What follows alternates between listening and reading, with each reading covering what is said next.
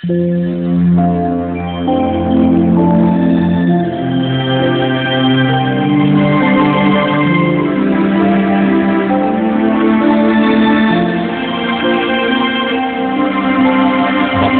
ang bumabasa at ang nangakikinig ng mga salita ng hula at tumutupad ng mga bagay na nasusulat doon, sapagkat ang panahoy malapit na.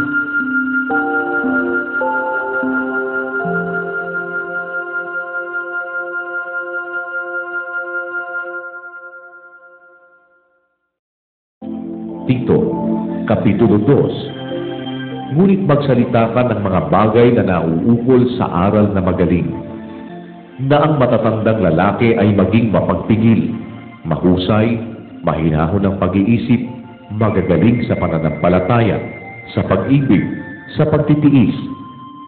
Na gayon din ang matatandang babae ay maging magalang sa kanilang kilos, hindi palapit-tahin, ni paalipin man sa maraming alak, mga guro ng kabutihan, upang kanilang maturuan ang mga babaeng may kabataan na magsiibig sa kani-kanyang asawa, magsiibig sa kanilang mga anak.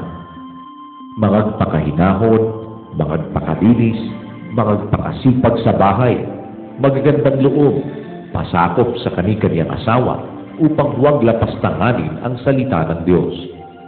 Iaral mo rin naman sa mga bagong tao na sila'y magpakahinahon ng pag-iisip. Sa lahat ng mga bagay ay magpakilala kang ikaw ay isang uliran sa mabubuting gawa, at sa iyong aral ay ipakilala mo ang walang kamalian, ang kahusayan.